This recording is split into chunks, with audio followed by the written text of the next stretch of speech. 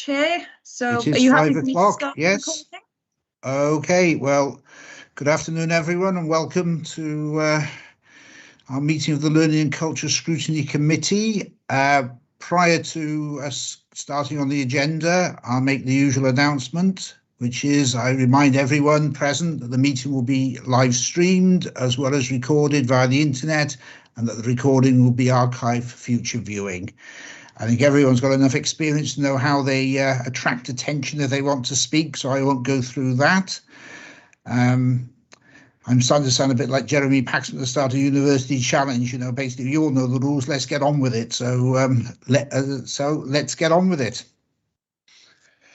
So, agenda item 1: apologies for absence. I've heard that we've got councillors Parker and Jarvie. Anybody else? Apologies. Provisional from Councillor Norman if she can't make the meeting, but she has said she's going to try. Okay, that's absolutely fine. Okay, then, agenda item 2, the minutes of the meeting of 16th of September 2021. Would somebody like to propose those? I'll propose them. It's Councillor Perks. Thank you. Seconded? Rhiannon Birch. Okay, thank you all very much. Right, agenda item 3, are there any declarations of interest? No? Okay then. Right, agenda item 4 is a reference from Cabinet of the 13th of September, the reconfiguring of nursery provision in Penarth.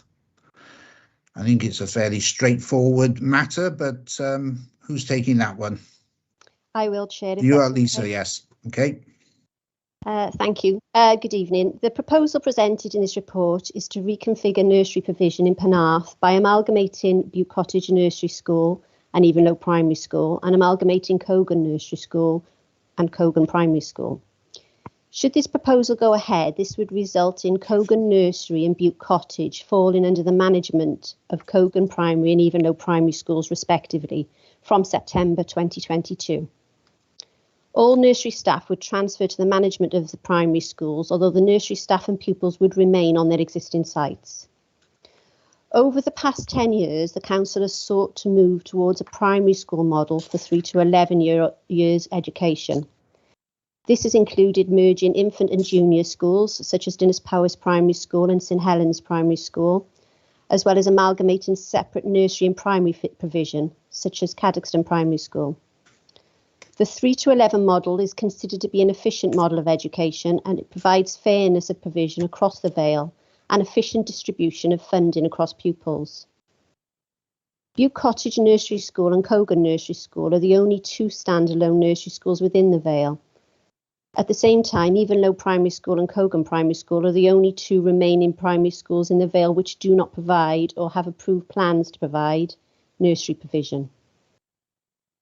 Just to outline the main benefits of the proposal, these are reported to be a smoother transition from nursery to primary education for pupils, streamlined communication between parents and carers and staff with a single point of contact through all phases of primary education, a single governance and accountability regime with a single head teacher and governing body with responsibility for all phases of education at each primary school, opportunities for greater professional development, a single set of policies across all year groups incorporating areas of best practice from both schools, a single vision, strategy and ethos across all phases, generated revenue savings associated with increased running costs for standalone nursery schools, which would release additional funding into the overall funding formula, opportunities to make efficiency savings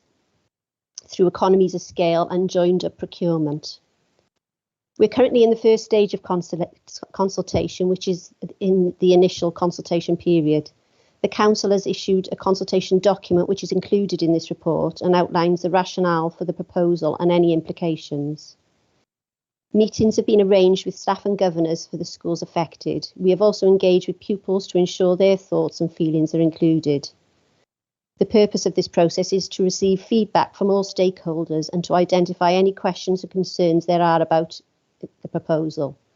These will be reflected in the report to Cabinet This ends the formal presentation of the report, Chair, but with your permission, I'd be happy to take any questions. Okay, then, does anybody have any questions? Because this, not trying to preempt what people are going to say, it seems to be a sensible way forward.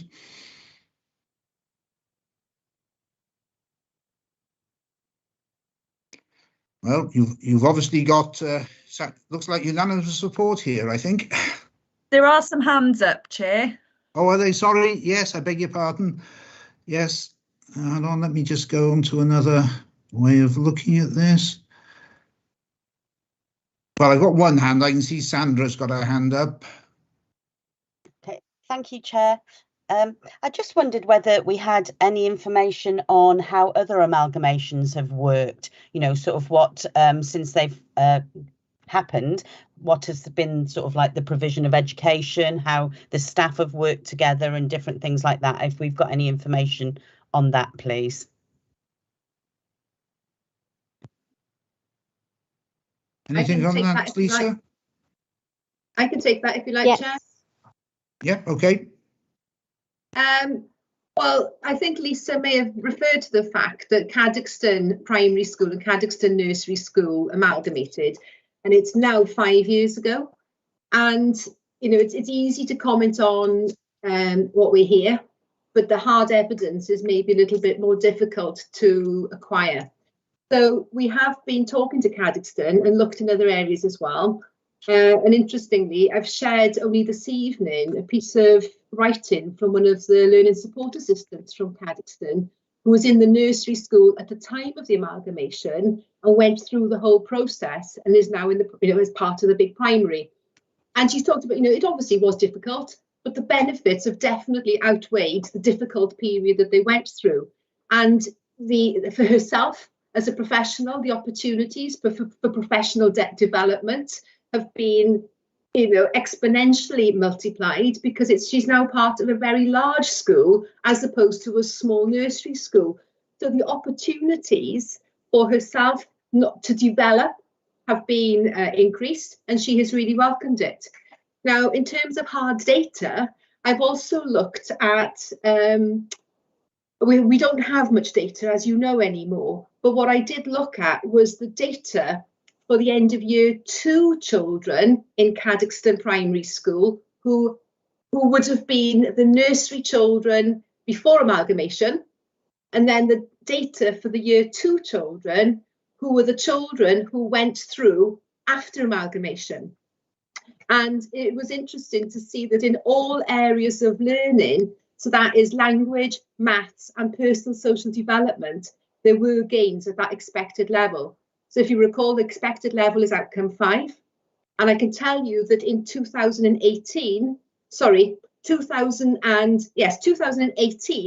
2019, the 2 key years then, we went from 85% to 93% in literacy, 85% to 93% in mathematical development, and 86% to 91% in personal social well-being. So whether or not that is because of the amalgamation, but certainly there is clear, hard evidence of advances and improvements in pupil progress after the amalgamation. And what I did also look at, because we've engaged with the governors and the staff as well, and they were asking, obviously, these sorts of questions too. So I pulled up Cadoxton's Estin report earlier, because they were inspected in November 2017, which was just over a year after the amalgamation. And because I thought that somebody might make reference to this, I've actually pulled it up.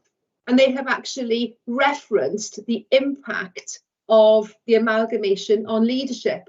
And they say that the amalgamation has realigned the school's leadership team, and it has strengthened leadership in the early years and has created now a high quality early years provision. And it's raised the standards of achievement of the youngest children at that start of the year, of their education. It also references the fact that it's improved their transition from nursery to compulsory schooling, which, as you know, is within the report. That is one of the benefits that we believe is there. It removes one of those transition points. So it was interesting to see that Estin has referenced that in Cadoxton's Estin inspection report. I don't know if that answers all your question, or if I missed any part of your question there. No, that's really good, because obviously looking at Cogan's nurseries sort of Estin report, they've got excellent all the way throughout, and I just obviously they're not that far from Cogan Primary School, are they? They're No. you'd only hop, a skip and a jump and you're in the playground, aren't you? Yeah, and I just wondered then, if they're working together, then the sort of the transition from nursery to primary, if that's smoother, if it's amalgamated and they've got closer sort of links, which you've answered my question. Yeah, and I think the Cadoxton nursery and Cadoxton primary were even closer geographically, weren't they, than any of the things that we're talking about. But I think that any schools will say that transition is positive, but we all know that if you remove that transition point and you've got one set of rules, one governing body, one head teacher who oversees the whole thing, is going to be smoother. That's logical to me.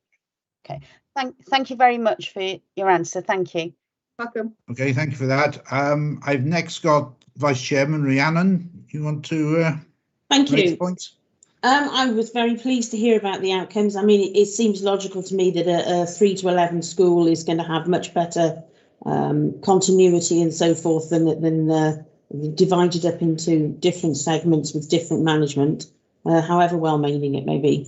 So my concern is the financial side of it, because I mean, obviously we're looking to make savings without any kind of implication for the cost for each child. So we want capitation to remain at the same level. So I wondered if you could offer me any kind of idea of the savings that would be made by combining the management structures, please. I don't mind taking that, Chair.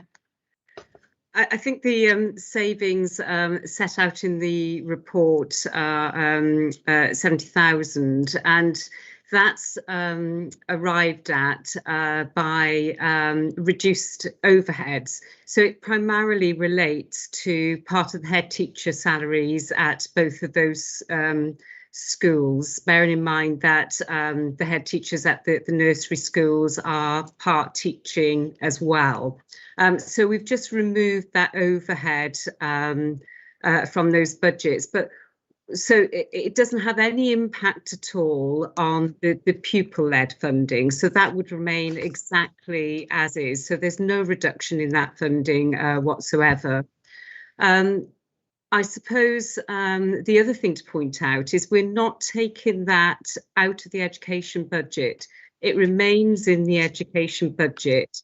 So although we are using the funding more effectively, what we're going to see is that resource will just be reallocated within the education or schools budget, I should say. So just to confirm, there's no reduction to the pupil-led element of that funding.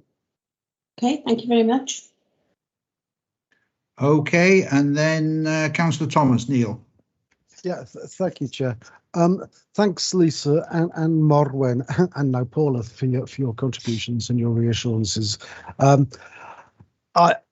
was a governor at Evenlode some years ago, and one of the problems that we would discuss occasionally in those governors' meetings was the problem of transition from Bute Cottage to Evenlode, because Bute Cottage were using, for example, different reading and numeracy schemes from Evenlode, and it was a source of irritation, certainly to the reception class, reception years teachers, that they had to basically reteach the children to fit in with the new scheme, and entries were made at that time to Bute Cottage.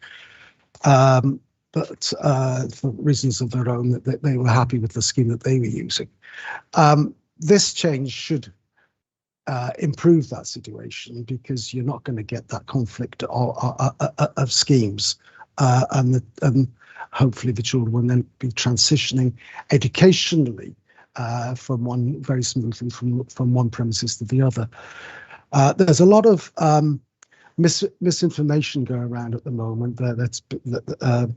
there's a lot on social media saying that the Butte Cottage site is going to be closed and redeveloped, and the open area next to it is to become a building site and so on. All of which, none of which is referred to in this report, and all of which has been denied. There's also they're alleging that there's a plan to move Butte Cottage physically, the school, and rebuild in the grounds of Evenlode as well. Again, that's something which is expressly ruled out in this. Unfortunately, though, this does seem to be being put out in social media, and I'm wondering whether it's for political reasons, to stir up anxiety and worry amongst the community. And I really would like this committee to put that to rest and reassure the people that there's no such plans in place, and that in fact the schools are going to these all very, very good schools, the four of them that were involved, the two primaries and the two nurseries, are excellent schools in their ways, with very good estimate reports, and we wish to keep them all operating in that way. Thank you.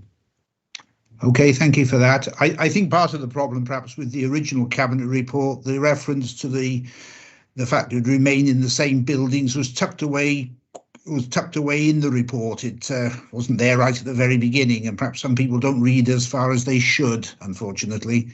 But yeah, no, I think it's good that reassurance is given, and and that continues. Yeah, well, I'm sure the Cabinet member will confirm that now.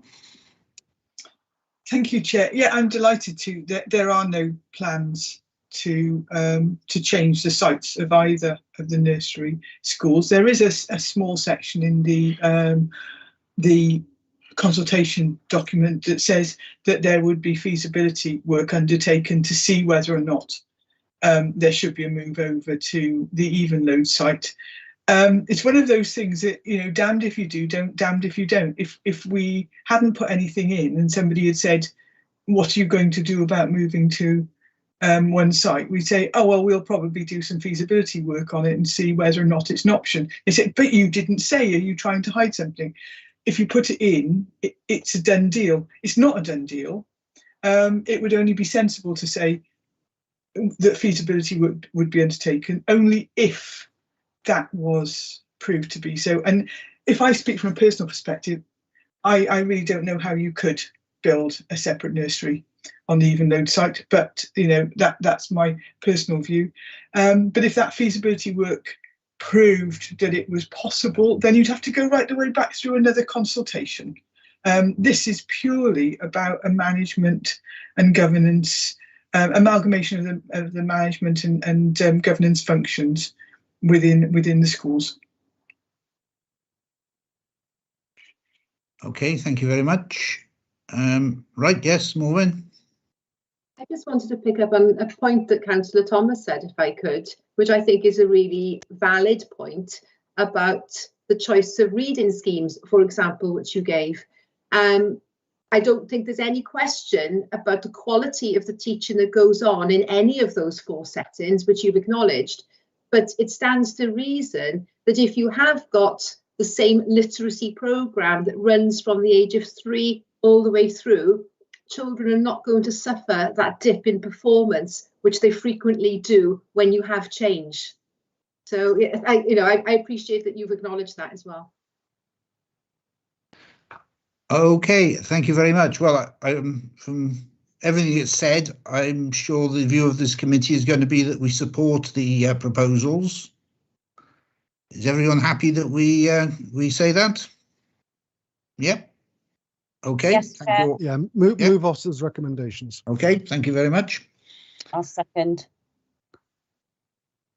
Right, no dissenters from that? No. Okay, we will move on then to agenda item 5, which is another reference from CAB, but this is the consultation on the Welsh Government's LGBTQ plus action plan for Wales. Tom, you're going to take this? Yes, thank you, Chair. Good evening, committee. Thanks very much for taking this reference from Cabinet. This is presenting to you the Welsh Government's LGBTQ plus action plan and the Council's draft response. Cabinet have referred it on to yourselves for the views of committee before finalising and submitting it by the submission deadline of the 22nd of October. The action plan contains lots of relevant actions for local authorities, and we've sent this to the Council's Equalities and LGBT champions as well for their comments prior to submission. I think the action plan has been developed to improve the lives of LGBTQ plus people, to challenge discrimination and to create a society where LGBTQ plus people feel safe to live and to be themselves. It contains 6 overarching themes around equalities and human rights, challenging assumptions, making rights of LGBTQ plus people respected across all of government, ensuring that information that is collected is done so at a better standard in order to stop discrimination and inequalities in service, and to help services and staff to understand and be able to support LGBTQ plus people and their needs better. It contains 58 actions across those overarching themes. And the report sets out details of what those themes and the actions are. Appendix A is the Council's draft consultation response, Chair, and I think in summarising our response, it's a broadly supportive one of what Welsh Government is seeking to do. Welsh Government have asked us to identify a series of priorities as far as the Council is concerned that Welsh Government should be pursuing, and we raise issues around encouraging the ongoing dialogue about barriers that LGBTQ plus people and communities face, to ensure that we create and sustain cultures where and be able to make suggestions.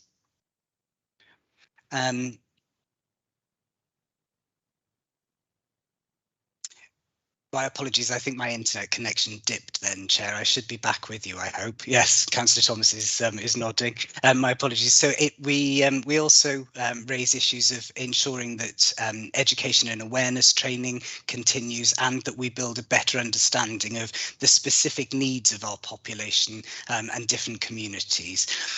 The report also sets out a series of specific suggestions around some of our council services. So, for example, within the field of education, ensuring that we improve the professional learning offer for staff and colleagues in schools, providing them with sufficient time and resources to be able to understand and pursue the action plan, and also in terms of providing a national set of guidance on trans issues for schools and local authorities, and we consider that that's essential and well overdue.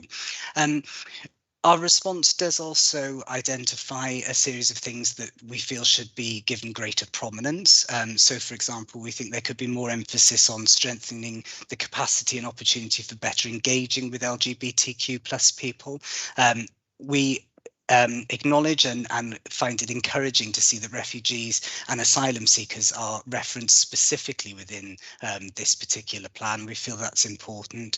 And as I say, that intersectionality should also be stronger, and there should be greater reference to throughout the aims to reflecting the approach towards people as individuals, not taking LGBTQ plus as an umbrella term in its own right. So there are going to be challenges associated with delivering this action plan, a lack of funding to execute the necessary engagement and consultation, ensuring that sufficient resource and time is committed within Welsh Government budgeting to support the delivery of this plan.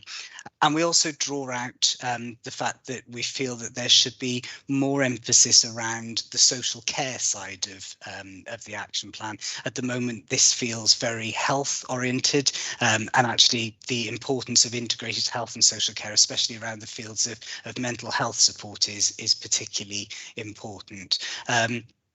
But overall, as I say, a positive and welcoming consultation response brought to your committee this evening for any further views prior to us finalising and submitting this to Welsh Government, Chair. Okay, thank you, Tom. Yeah, looking at and I know that Cabinet approved the or endorsed the response to the consultation. You do make the points in it, about that it's dependent, that it's dependent upon a number of things. How confident do you feel that this is something that is going to work?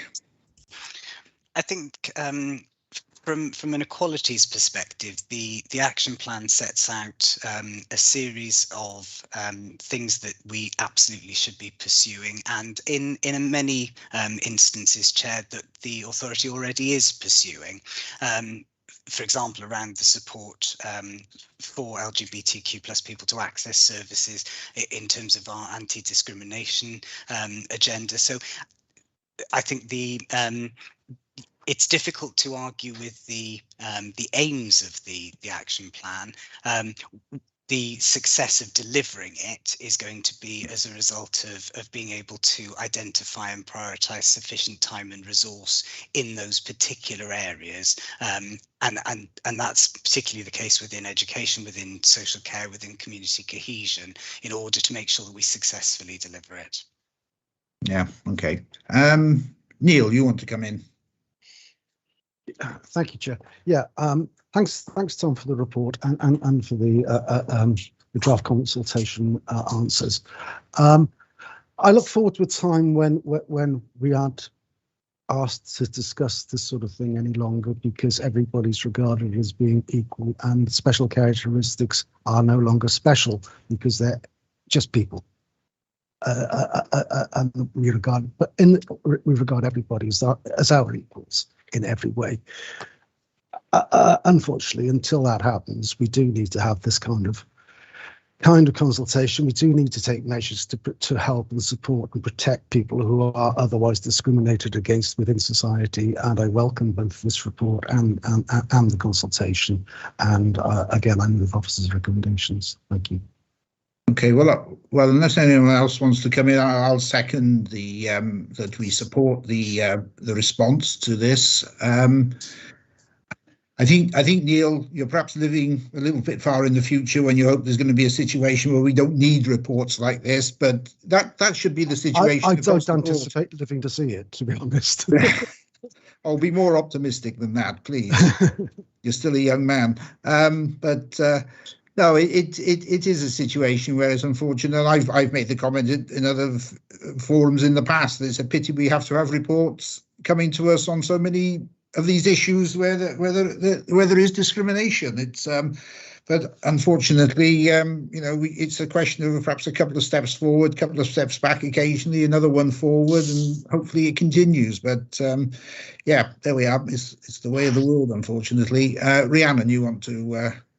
Thank you. I mean, I'd like to endorse everything that Neil has said, but I think it interesting that the comments on the report are written and to make it clear that this is not a wholehearted endorsement of the report. There are criticisms of it, of its emphasis on some particular aspects of it, and perhaps lack of detail on others. I mean, if we look at question 9, for example, the Vale's comment is, therefore, if the consultation outlined has been extensive and informed, and I have been approached by people and groups who say that they do not feel that they have been consulted on the report, who feel that their concerns and viewpoints have not necessarily been taken into account.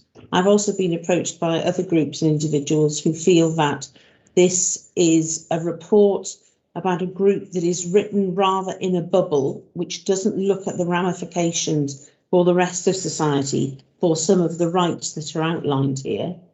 I mean, obviously, when you're looking at groundbreaking legislation and ideas, then you cannot always take the whole of society into account. But it does seem to have been written in such a way that it hasn't looked at the wider implications of what some of these actions might be. So I'm raising those concerns. I mean, I've been through this report like 3 times now because Penarth Town Council is also putting in a response to this. And I think there's also concerns being raised about the fact that the terms sex and gender are conflated in some aspects of the report, not necessarily made clear. So I would echo the reservations, however slight they might be, about the report that we have here. And I'd like that to be taken into account, please, that not all groups feel that they were consulted in the writing of this report. And in fact, if you look at the committee that wrote it, it's not necessarily representative of a wider, how can I put this, a spread of the interested groups. So I'm also concerned about that. Okay, thank you. Yep, no, fair point. Tom, do you have any comments on that? I'm not expecting you to defend that, Tom. I'm just saying, I'm not looking for you to defend it. I'm just raising those points so that others be aware of them. No, absolutely, and I think the point that Councillor Birch makes about the Welsh Government report, absolutely, and the council's response in terms of the importance of strengthening the intersectional references and understanding the implications that treating people as individuals is incredibly complex. So yes, absolutely. We've pointed out aspects of what Councillor Birch has followed there. To be clear, I was talking about our report, not the Welsh Government report, and our response to it, and that's what I was supporting. Yeah, well, that's what we're really being asked to do. Are we happy with the response that's going forward? And I think Rihanna made the point about people about bubbles. It is the problem, unfortunately, of having always to have reports like this on so many issues of dealing with equality or inequality, that we do tend to put people in those bubbles. And again, it comes back to, it's a pity we have to keep on doing this, but the world is as it is, I'm afraid. So members happy then to endorse the council's response? Okay, thank you all very, very much. We are now going to bring, I did see him lurking at the bottom of my screen. Yes, John Sparks. Hello, John. Hi, Chair. Evening, everybody. So agenda item 6, the governor training. Thanks, Chair. It's good news. Despite COVID-19 and its restrictions, we trained a record number of Vale governors during the last academic year, 2021. Compared to stats from the previous 6 years, as you will have seen, that those are contained within the report. We provided 51 virtual courses or sessions that were attended by 682 governors. That's 12 more courses and 117 more Vale governors than have ever been trained during an academic year previously, so that's pretty good. The percentage of very good and good evaluations are slightly lower this year than in previous years, but less governors complete online evaluations for virtual sessions as opposed to in-person training, when obviously the trainer's present and people are probably more likely to complete them. This is a pattern that's also reflected at the Central South Consortium, where they put on quite a number of sessions as well, and other local authorities, because the average response rate for virtual sessions is usually about 50%. And as you'll see in the report, ours is 49.5, so just about the same. But however, the percentages of very good and good evaluations for all 3 of the key questions are still remain at all above 90%, which is pretty good, to be fair. This year's training programme has been circulated to all governors with several new courses available. So obviously that's open to booking now for this current term. We're looking at continuing to do courses or provide courses on a virtual basis for the whole of this term, but we'll review the position for the 2022 spring and summer terms at the end of this term. Obviously, it'll depend on what the prevailing conditions are nationally at the time. But we've had an excellent response overall, and hopefully that's going to continue this term. Happy to take any questions if anyone's got any. Okay, thank you for that, John. Yeah, it's well, perhaps it's because of COVID things are better than not despite of, but we really don't know. Oh, Martin, what do you know about governor training? Anything at all? but I'll let you in anyway. Okay. Yeah, I just wanted to say, as chair of the Vale Governors Association, that the quality of training in the Vale is very good, and the management committee was very pleased to read the report last week when we met. So I just want to endorse saying what a good job is being done in terms of training the people in the Vale, the governors in the Vale. Thanks, Matthew. Well, of course, this is the time now when they're obviously welcoming new governors following recent appointments, and obviously there'll be changes with parent governors as well as we move forward. So I think it's welcome to see what good work has been done, and I've got little doubt that that good work will be kept up in the new academic year. So, members happy to endorse this? Okay, Yes, thank you very much. Thanks very much. Can I just say, Neil, the fact you put 2 thumbs up doesn't mean you get 2 votes, okay? Or perhaps it's just a saying that the report is doubly good. Perhaps that's what it is. Exactly my point. Yeah, I thought it probably was. Okay, then. Moving along then, agenda item 7, revenue and capital monitoring. Well, we're 5 months in now, so Gemma. Hello, good evening. So this is revenue and capital monitoring to the end of August. We're currently projecting a break-even position for revenue, and there are some relatively small overs and unders across the service areas. Despite being 5 months in, we do tend to have a clearer idea of variances following September, October's actuals. So we should have some more detail at the next monitoring. There is some transitional costs for 21st century schools of 116,000, some of which is being funded from reserves, and the savings for the year are set out in Appendix 1, and they're expected to be achieved in year. In terms of capital, the programme set out in Appendix 2. Now, we do have more to report in terms of capital because a significant proportion of the works tend to get completed over the summer holidays. And there are a number of sums that have been moved from the asset renewal contingency budget and the Victorian schools budget in order to progress schemes over the summer. We've also built in paragraph 2.12 an energy management scheme at St Bride's. Paragraphs 2.14, 2.15 and 2.16 set out a number of schemes that will progress to enhance the COVID-19 safety, and they were funded by a WLGA grant. And then we've also got some reprofiling of Band B schemes that are set out in paragraph 2.21 and 2.22, which we're seeing just given the sheer scale of the Band B programme. Okay, happy to take any questions.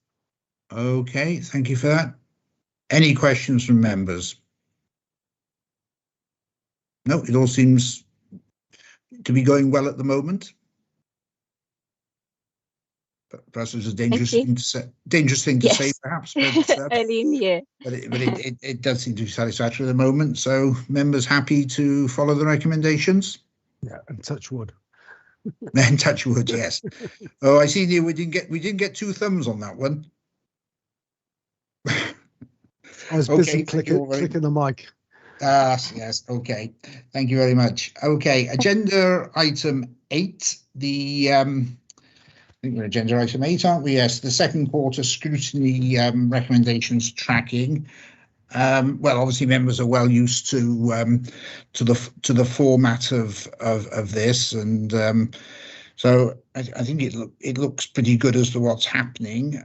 If we look firstly at Appendix A, recommendations, it looks like all recommendations of that quarter have been completed, and where it's recommended that further reports be brought to committee, these have been added either for the relevant month or the updated forward work programme. So I think that was A. So B and C, all recommendations have been marked as completed. So that's good. Appendix D, forward work programme. As you will see, there's some reports have been brought forward and that's been accounted for in the commentary column. in addition to the Curriculum for Wales Journey 2022 update report, which has been added in to the December on the works programme. So again, I think we're looking good there. So are members happy to agree the status of the actions listed A, B and C? And to approve the updated forward work programme schedule, which is Appendix D? Unless members have any comments or they feel there's anything we should be adding to this, Neil? No, far from it. One of the, looking at the Wales audit report about scrutiny within the Vale, so some of the comments at some of the scrutiny committees is that the actual workload is too much for some of the committees, and that's some consideration by the members of the scrutiny committees needs to be given to how relevant some of the headline items and some of the forward work programme items actually remain, and whether we need them in the forms that we've been having them in the forms of verbal reports and updates, or whether some of them would be susceptible to being presented purely as written reports for information, rather than the way we are doing these things. And I just wanted to know whether, not at this particular meeting, because I'm springing it on everybody, but whether at some future meeting we actually sort of spend time looking ourselves at whether we need to trim or tailor our forward work programme to make it more effective. I just like to give sort of put committee on notice that I'd like us to think about it, please. Well, I think that's good, because we have considered this before, if I remember rightly. We looked at whether we could do a little perhaps pruning to the work programme. I don't think, and I'm sure Kath will correct me if I'm wrong on this, but I don't think we made a great deal of change when we looked at that. I think it's a good idea of reports often just coming to members for information. Sometimes we don't need to have the reports actually come into committee unless we particularly, we see something in the report that's for information that we want to be brought to committee because we have concerns, or we can do what we should be doing as scrutiny, making helpful recommendations to improve things. So I'd be quite happy to see that. I don't know. I should be looking and saying what we've got coming next month, but Kath, what's the agenda looking like for next month? Oh, you're putting me on the spot. Hang on. Well, of course I'm putting you on the spot. Let me just have a little. I don't think it's too hefty, but I mean, from a scrutiny perspective, we would, we'd absolutely be happy to facilitate reports going as it just for information, and what could sort of be incorporated into the process. So I send a reminder to officers fairly shortly after the meeting takes place, asking about reports for the next month, and I could stick a line in just asking, are any of these okay to go for information, just sort of try and sound out if there are any that are essential to be considered by committee, and whether officers are happy for others to be noted. So this is definitely a process we can look at, and I can take it back to the team and ask if that's something we want to formalise. Chair, there are 6 items in the forward work programme. Thank you, Councillor Thomas. I just had a quick count. Okay. Sorry, I had to scroll to the right part. Yes. Gemma might be able to answer me about whether the initial budget proposals might be coming in December rather than November, because I think I based this on a previous version of the Cabinet Forward Work Programme, and it might have changed since then. But yeah, the current proposal is to take the initial budget proposals to the 22nd of November Cabinet. So yeah, they would come to scrutiny in December. Okay. Yeah. So we'd be looking at a December agenda in that case. There are some we're stuck with because they're statutory and we have to do it. Some of the financial stuff and things like that we simply can't vary. But maybe there are some. And we've got 2 on youth. We've got one on the youth service update next month, and we've got support for young carers in the Vale, are both coming up. And I'm wondering how much, if any, either of those could be just reports, or whether we do need to question and interrogate them, but just for examples. But Yeah. Well, perhaps we can look at this at the next meeting and give some thought to how we think we should take things going forward, as far as whether reports need to come to the committee or whether we can take them just as information only reports unless they need to come. We don't seem to get many information only reports. I know we get they're sent out occasionally to us by Democratic, but it doesn't seem to be perhaps an overwhelmingly popular way of doing things. But that seems to be a different view that perhaps you and I are taking, Neil. That how we should look at things. This was something I think was highlighted by the audit. Yeah. When they were looking at scrutiny, and certainly in healthy living scrutiny, because it was raised there. I raised it there, I'll admit.